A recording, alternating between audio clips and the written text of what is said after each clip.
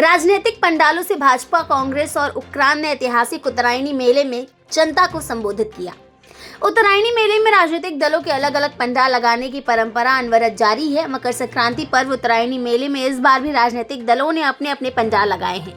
इन पंडालों के माध्यम से सभी दलों के नेता अपनी अपनी पार्टियों की रीति नीति लोगों के सामने रखते हैं। उत्तरायणी मेले के राजनीतिक पंडाल राजनीतिक दलों की दिशा और दशा भी तय करते हैं। मेले में होने वाली राजनीतिक दलों की सभाओं पर जनता की नजर बनी रहती है। जनता इन पंडालों में अपने अपने नेताओं को सुनने पहुंचती है। इन सभाओं में राजनीतिक दलों के संकल्प और नीतियों पर भी विचार किया जाता है। उत्तरायणी के मेले में सरयू बगड़ में सजने वाली राजनीतिक पंडाल में भाषण देने के लिए राजनीतिक दलों के बड़े नेता भी यहां आने के लिए हमेशा तत्पर रहते हैं।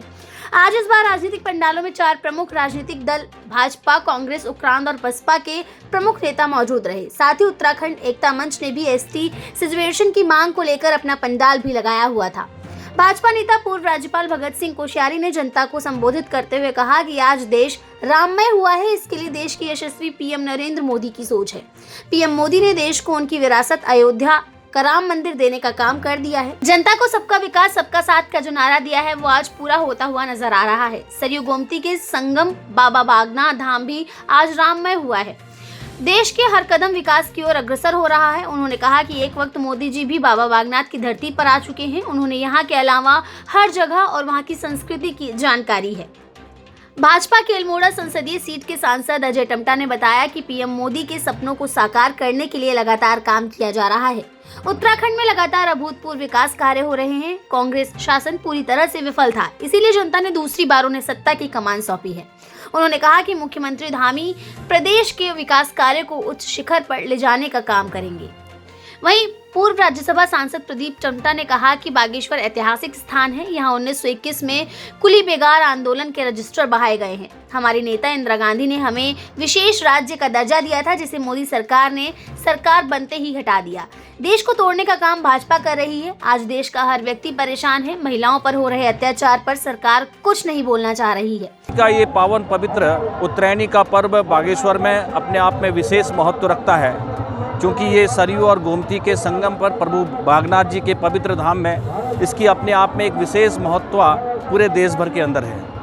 और एक विशेष बात और है कि आज जिस काम को नरेंद्र भाई मोदी जी कर रहे हैं, उसके लिए 1921 में कुली बेगार जो बहुत खराब प्रथा थी, जो यहाँ के लोगों के लिए, जो भारतवर्ष के लोगों के लिए अंग्रेजों के द्वारा एक बहुत बड़ा जुल्म था, उनकी बहियों को जलाने का काम, भिगोने का काम, डुबोने का काम भी यहाँ पर हमारे स्वतंत्रता संग्राम सेनानियों ने किया। तो है और इसलिए कि यहाँ पहली बार आपको पता है कि जो हमारे आदिकाल से या तो काशी में, इसको उत्तर की काशी बोला जाता है, और एक प्रकार से शिव जी का इतना महत्व है। और स्वाभाविक रूप से भगवान राम ने अपने अयोध्या रावण की लंका में जीतने से पहले वहाँ पर शिव जी की प्रतिष्ठा की थी।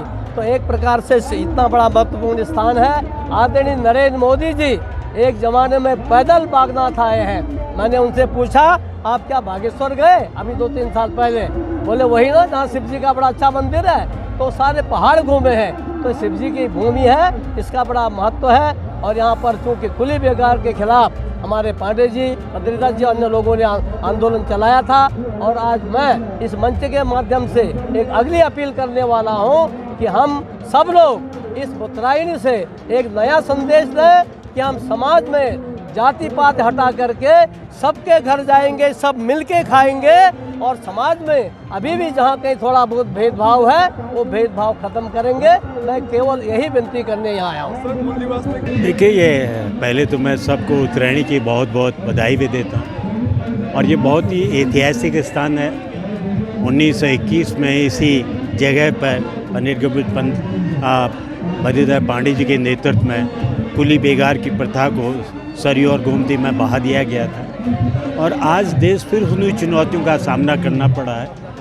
राहुल गांधी जी के नेतृत्व में भारत जोड़ो यात्रा है, जो सामाजिक, आर्थिक, राजनीतिक न्याय की लड़ाई चल रही है। हमको इस प्रदेश को आज तरह तरह की मांगें हो रही हैं। हमको इंदिरा जी ने विशेष राज्य का दर्जा दिया था, सिर्फ उत्तराखंड को ही नहीं दिया, तुम्हारे हिमालयी राज्यों को, जो देश की सीमा के प्रहरी हैं, जिनको विश्वास का दर्जा है, लेकिन मोदी सरकार ने आते ही उसको बगड़ में एक किस्म देश से तिरोहित कर दिया, वो हमसे वापस ले लिया गया। हमारी एक ग्रीन बोनस की मांग थी जो यूपीए सरकार ने स्वीकृत की थी, उसको लागू नहीं किया। और जहां हम बैठे हैं बरसों की मांग है कि टनकपुर से बागेश्वर की यात्रा चले, आज भी रेल लाइन का पता नहीं है। और सबसे बड़ी बात है, इस राज्य में पिछले लंबे समय से महिलाओं के ऊपर अत्याचार बढ़ रहे हैं। अंकिता भंगाड़ी के मामले अभी तक वीआईपी का पर्दाफाश नहीं हुआ था, जबकि अब नाम इंगित कर दिया गया है। पिंकी हो, चंपावत में बबीता हो, उत्तरकाशी में नाबालिग के साथ दुष्कर्म का मामला हो, अभी चंपावत में हुआ, ये तमाम मामले न्याय की मांग कर रहे हैं। और इसलिए आज यात्रा को हमने अंकिता जी को न्याय मिले हैं, उसके हत्यारों को सजा मिल के उसके लिए समर्पित किया है। तो ये न्याय की लड़ाई है। राहुल गांधी जी के नेतृत्व में पूरे देश में जो उत्पीड़न हो रहा है, लोगों का हो रहा है, कमजोरों का हो रहा है, नौजवानों का हो रहा है, किसानों का हो रहा है, उसी को हमारी समर्पित ये सरूरी बगड़ के ऐतिहासिक जब पल में हम फिर उस कार्य के लिए आगे बढ़ रहे हैं। पर जनता सब देख रही है, मोदी और धामी सरकार दुष्कर्म पीड़ितों को न्याय देने के बजाय उन्हें बहकाया जा रहा है और देश की महिलाएं यहां खुद सुरक्षित नहीं हैं।